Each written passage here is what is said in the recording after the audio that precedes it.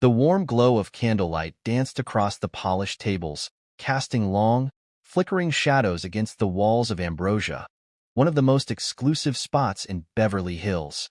The subtle clinking of crystal glasses, the soft hum of hushed conversations, and the tantalizing aroma of gourmet dishes wafting from the open kitchen filled the air. It was the kind of place where elegance and wealth were not just appreciated, they were expected. Every inch of the restaurant screamed luxury. From the sleek silverware to the velvet curtains draping the windows, Ambrosia was a haven for those who measured their success by what they wore, where they dined, and how loudly they could make their presence felt. On most nights, this sanctuary of indulgence was a stage where the rich and powerful sat back and relished in the satisfaction of being seen. It was a place for not just enjoying fine cuisine, but for basking in the halo of one's status. The crowd spoke in low tones, their voices carrying the weight of unspoken hierarchies and power dynamics. But tonight, something shifted when a man entered who, at first glance, seemed entirely out of place. Desmond wasn't the type of person who made a grand entrance. He didn't need to. At first glance, he seemed unremarkable. A tall, broad-shouldered man in his early 40s, dressed in a simple navy sweater, neatly pressed jeans, and polished leather shoes.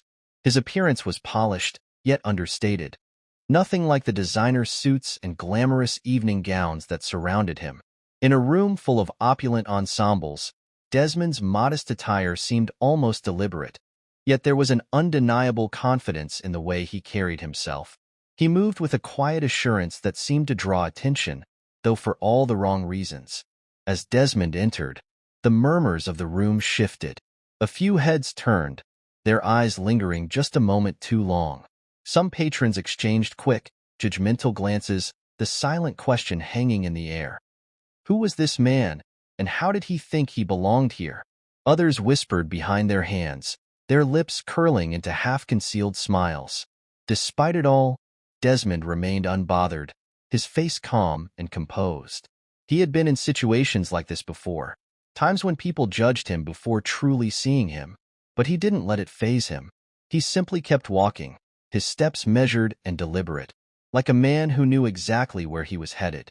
When he reached the host's stand, the young man behind it gave him a professional smile, though there was a brief flicker of hesitation in his eyes. The host glanced at Desmond's attire and then back at his reservation book. "Reservation for Desmond?" he asked, his voice slightly strained, as if surprised. "Desmond," the man replied, his tone steady, polite, and unwavering. There was no hint of self-doubt, only quiet assurance. The host quickly recovered his composure, nodding. "Of course, right this way." He gestured with a practiced hand, leading Desmond through the restaurant, weaving between tables where patrons eyed him curiously. It was clear that Desmond didn't fit the typical mold of those who dined here. He wasn't bothered by the attention, but he felt it nonetheless. The air was thick with unspoken judgment, a hierarchy that seemed almost palpable. It wasn't about the food. It was about the status, the carefully constructed facade that surrounded every plate and every drink. Desmond followed the host to a small table in the corner, just beneath the floor-to-ceiling windows that overlooked the glittering lights of the city below. The quiet hum of conversation surrounded him as he took his seat, but there was something else in the air, something unspoken. The gazes of the nearby diners seemed to linger longer than was comfortable, the whispers more pointed. Still, Desmond remained unaffected. He unfolded the menu with deliberate ease, his eyes scanning the options, taking his time to savor the moment. But the judgment wasn't confined to just the other diners. As he scanned the menu, a server approached his table. A young man named Bryce, his uniform impeccable, his posture just a little too stiff. His smile was practiced, but there was a noticeable chill in his eyes, an edge to his tone that wasn't there for the other guests. "Good evening, sir," Bryce said, his voice smooth but strained, dripping with a kind of politeness reserved for people he didn't quite respect. "Can I get you started with water? We have sparkling, still, or tap." Desmond looked up from the menu, meeting Bryce's eyes without flinching. "Still water, please," he replied, his voice calm, almost too calm. Bryce paused, jotting the order down on his notepad. but the slight quirk of his lips suggested he wasn't fooled by Desmond's appearance. He turned on his heel, but before walking away, Desmond caught a fleeting look on the server's face, a mix of judgment and curiosity that was impossible to miss. As Bryce disappeared into the back of the restaurant, Desmond's eyes drifted around the room, noting the subtle shifts in the atmosphere. A couple at the neighboring table leaned toward each other, whispering while stealing glances in his direction. Desmond caught their gaze and offered them a polite smile, but it only caused them to avert their eyes more quickly. The murmurs of judgment began to grow louder, the whispers turning into something more distinct. He didn't belong here. His presence seemed to disrupt the carefully crafted image of this exclusive dining experience, but he didn't flinch under the pressure. He simply sat back, waiting for his meal to arrive, all the while aware of the subtle tension building around him. The minutes passed in a strange stillness, as if the entire restaurant had collectively held its breath the moment Desmond stepped inside. The whispers didn't cease. If anything, they became louder. With every flick of a napkin, every clink of silverware, it felt as though the eyes of the room were drawn toward him. Yet, Desmond remained untouched by the weight of their gazes. His calmness only seemed to irritate the others more, as if they expected him to react, to shrink beneath their scrutiny. But Desmond had long since learned the power of quiet defiance, of standing firm in the face of judgment. When Bryce returned to Desmond's table, his manner was colder than before. There was no warmth in his smile, no subtle kindness in his tone. He placed the bottle of water on the table with just a hint of force, his eyes flicking to Desmond's simple attire with barely concealed disdain. He set the glass down in front of him and said, "Your water, sir." Desmond gave a small nod, his fingers wrapping around the glass with a deliberate ease. He met Bryce's gaze, but this time, there was a faint edge to his calm. "Thank you." Bryce hesitated for a moment, his lips curving into a thin, almost mocking smile. "Have you had the chance to look at the menu?" he asked, his tone no longer neutral. It was as though he was testing Desmond, trying to see how far he could push. As though the choice of meal would somehow reveal Desmond's worth, his social rank. Desmond didn't flinch, didn't allow Bryce to rattle him. "Yes," he said, folding the menu and handing it back without hesitation. "I'll start with the black truffle risotto, followed by the Wagyu tenderloin." Bryce's eyebrows lifted, the faintest flash of surprise crossing his face. Desmond's order was precise, expensive, nothing like the simpler dishes Bryce had anticipated. The server made a show of jotting down the order, as though trying to maintain his composure, but his movements were stilted now, his earlier bravado gone. He stepped back, but not without stealing one last glance at the table, a mix of curiosity and judgment flickering in his eyes. As Bryce disappeared, Desmond leaned back in his chair, surveying the room. There were still murmurs, snippets of conversation that drifted in his direction. "Doesn't look like he belongs here," a woman whispered, her voice low enough to avoid being overheard but loud enough for Desmond to catch the words. Her companion chuckled softly, a mocking undertone threading through his laugh. It was clear that Desmond was an anomaly in their world, something they couldn't quite place. They didn't know who he was, and their discomfort grew with every second he remained in their midst. Yet Desmond remained unfazed. He was used to being misunderstood, to having others define him by their own limited perceptions. The risotto arrived in due time, and with a soft thud, Bryce placed the dish in front of him, his tone clipped. "Enjoy, sir." Desmond nodded politely, but didn't respond verbally. He reached for his fork, cutting into the risotto with a careful, measured hand. The dish was exceptional, rich, creamy, the truffles adding a depth of flavor that was both delicate and indulgent. But as he savored each bite, the atmosphere in the restaurant began to shift. There was a tension now, an unspoken undercurrent that seemed to run through the room. The whispers were no longer just idle chatter. They were pointed, full of judgment. It was as though everyone in the room was trying to unravel the mystery of Desmond's presence, and in doing so, they were missing the point entirely. Across the room, another woman leaned over to her companion, her voice just loud enough for Desmond to hear. "He doesn't belong here. What do you think he's doing in a place like this?" The man beside her shrugged, as if the very notion was beneath him. Probably a fluke, he muttered. Desmond felt their gaze, the weight of their assumptions pressing down on him.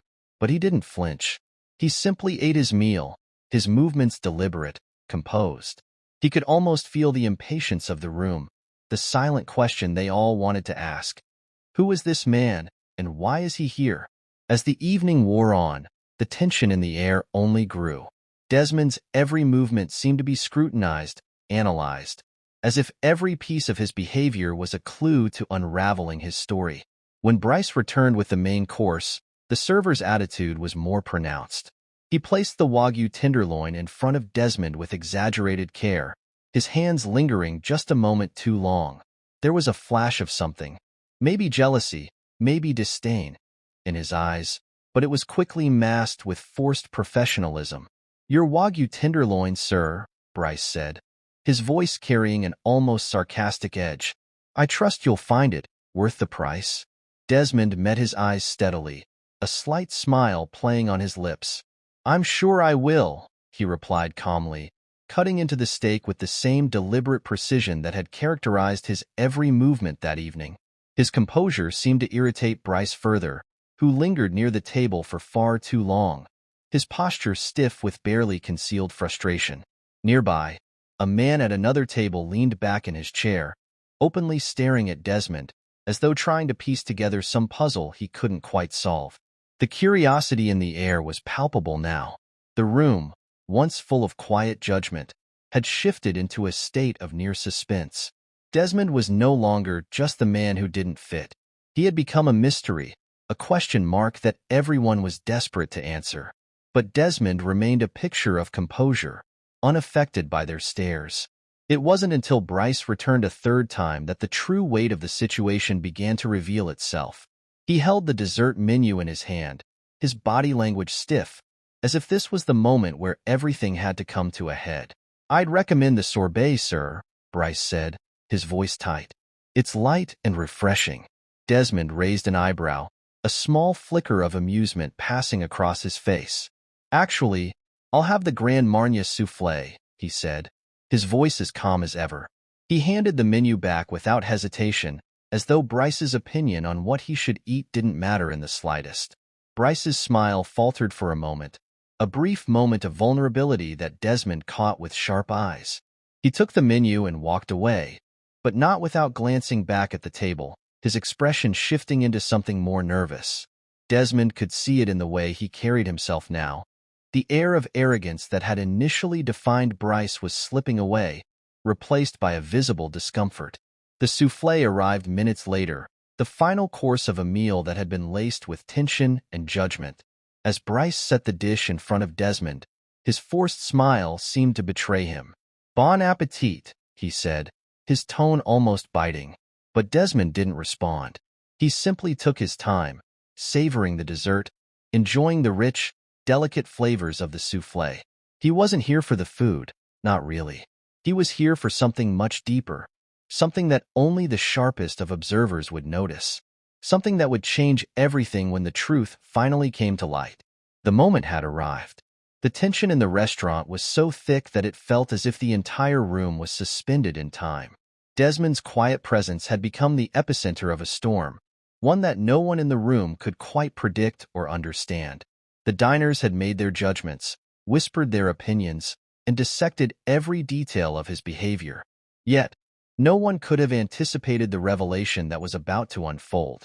Desmond's meal had been finished with the same quiet dignity with which it had begun. He hadn't rushed, hadn't shown even a flicker of discomfort under the scrutiny of the room. As the last bite of the soufflé vanished from his plate, he took a sip of water and leaned back in his chair, his gaze sweeping over the room with a kind of quiet satisfaction. And that's when it happened. A man, in his mid-40s with salt and pepper hair and an air of undeniable authority, walked over to Desmond's table. His tailored suit, his confident stride, and the ease with which he moved through the restaurant spoke volumes. He was someone who belonged, someone whose presence commanded attention the moment he stepped into the room. "Desmond," the man said, his voice warm, with just enough of an edge of surprise to make it clear they were more than casual acquaintances. He extended his hand toward Desmond with a friendly smile, a smile that was so genuine it immediately shifted the dynamic of the entire restaurant. "I didn't know you were in town." Desmond stood smoothly, his handshake firm and unshaken. "Good to see you, Charles," he replied, his voice steady as ever. There was a familiarity in the exchange that suddenly made the room take notice. Whispers halted. The din of conversation around them seemed to fade away, replaced by an electric stillness. Charles pulled out the chair across from Desmond and took a seat with ease, unbuttoning his jacket and settling in. He exuded authority without even trying. His presence had the power to shift the energy in the room, and as he spoke to Desmond, the other diners couldn't help but watch, their curiosity piqued. "So how's the transition going with the acquisition?" Charles asked casually, but there was a weight to his words that no one in the restaurant could ignore. Desmond leaned back slightly, his lips curling into a subtle smile as he responded. "It's been smooth so far," he said. "We're focusing on maintaining the integrity of the brand while bringing in some fresh perspectives." The words hit the air like a thunderclap. They weren't just any words. The realization spread across the room with rapid fire, like a wave crashing into a shore. Several diners froze mid-conversation, their forks hanging in midair. Their gazes shifted between Desmond and Charles, their minds trying to catch up with the implications of the conversation they had just overheard. Desmond wasn't just any ordinary diner. He wasn't an anomaly or a mystery. He was the very person they had been so eager to judge. He was the owner of the restaurant. Charles smiled broadly, clearly delighted to be in Desmond's company. "This place has been thriving under your leadership," he said, his voice filled with admiration. "The team speaks highly of your vision." At that moment, the room seemed to hold its breath. Every eye in the restaurant turned toward the two men as the truth began to sink in. Desmond, the man they had been so quick to dismiss, wasn't just another diner. He was the reason the restaurant existed in the first place. He was the one who had crafted this very experience of luxury they had all been enjoying. Bryce, who had been lingering near the service station, froze. His head jerked toward the table, his eyes narrowing as his brain scrambled to process what he had just heard. The smug confidence that had once defined him began to evaporate as he realized the magnitude of his mistake. Desmond was no ordinary guest. He was the owner, the very person who had built this establishment, the person who had designed every detail, from the ambience to the menu. The transformation was immediate. The room that had once buzzed with whispers of judgment now hummed with a different energy. The judgmental stares faded into uneasy glances. The murmur of conversation became tentative, almost reverent. Charles and Desmond continued their conversation as though nothing had changed, but the entire atmosphere had shifted. The weight of respect replaced the air of disdain that had so heavily hung in the restaurant moments before. Bryce, suddenly aware of the gravity of his earlier behavior, approached the table, but this time, it was with visible hesitation. His earlier cocky demeanor had dissolved into nervousness, and his voice, which had once been dripping with false politeness, was now tight and strained. "Is there anything else I can get for you, sir?" he asked, his words laced with uncertainty. Desmond looked up at Bryce, his expression calm but firm. "No, thank you. Everything has been illuminating," he said, his voice carrying an unspoken weight that was impossible to ignore. Bryce's face turned several shades paler, and he nodded rapidly, retreating from the table like a man who had just narrowly escaped disaster. He disappeared into the background, his posture no longer filled with the arrogance that had defined him earlier. The lesson, though unspoken, was clear. Charles, ever the professional, decided to break the tension with a smile. "Bryce, isn't it?" he said, addressing the server by name. "You've been taking care of us tonight." Bryce, clearly shaken, nodded awkwardly. "Yes, sir," he stammered. "I hope everything has been to your satisfaction." Desmond, however, was having none of it. He turned his gaze toward Bryce, meeting his eyes for a long, deliberate moment. "I'll have some thoughts to share later," he said softly, but there was a finality in his voice that left Bryce no room for further excuse. Charles seemed to sense the shift and decided to lighten the mood. "Let's not keep you from your evening," he said with a smile, "but let's catch up soon." With that, Charles stood and shook Desmond's hand warmly before leaving, his departure marked by a sense of resolution. Desmond remained seated, his calm demeanor a stark contrast to the palpable shift in the room. The tension that had hung over him like a cloud for the entire evening had dissipated, and with it came a newfound sense of respect. Desmond's quiet strength, his ability to remain unshaken in the face of judgment, had left a lasting impression. As Charles walked away, Desmond settled back into his chair, a small smile playing at the corner of his lips. He wasn't just the owner of Ambrosia. He was a living lesson in dignity and grace under fire. The room had learned something that night, not just about who Desmond was, but about how easily assumptions could be shattered when the truth finally came to light. Minutes later, the restaurant manager arrived at Desmond's table, her posture suddenly more deferential. "Mr. Desmond," she said, her voice dripping with sincerity, "it's truly an honor to have you here tonight. Your meal, of course, is on the house." Desmond shook his head, a slight smile tugging at the corners of his mouth. "I appreciate the gesture, but I believe in paying for what I enjoy," he said, his tone firm yet kind. The manager nodded in understanding and stepped back, allowing Desmond to pay for his meal, leaving a generous tip that spoke volumes. The lesson wasn't over yet, not for anyone in that room. Desmond stood to leave, his quiet confidence undiminished. As he walked out of the restaurant, the once stifling atmosphere had been replaced by a strange warmth, the kind that comes only after a lesson has been learned. The murmurs that had once been full of judgment now shifted into embarrassed silence. The diners who had once whispered about Desmond now avoided eye contact, their faces flushed with the realization that they had been wrong. Outside, the cool evening air hit Desmond's face as he stepped onto the bustling streets of Beverly Hills. The hum of traffic and distant laughter seemed like a stark contrast to the silence that had followed him inside the restaurant. He paused for a moment, looking back at the glowing windows of Ambrosia. Inside, the air would undoubtedly have shifted, the evening forever marked by the lesson they had all just witnessed. And Desmond knew, some lessons didn't need to be taught with loud words or grand gestures. Sometimes it was in the quiet moments, in the spaces where actions spoke louder than words, that true change occurred. As he walked away, the lesson lingered. Respect was never about appearances. It wasn't about the clothes you wore, the car you drove, or the name you carried. It was about how you treated others, how you saw them, and how you chose to relate to them. Desmond had shown that tonight, not with a fiery speech or a dramatic confrontation, but with quiet dignity. And that was the true power of respect.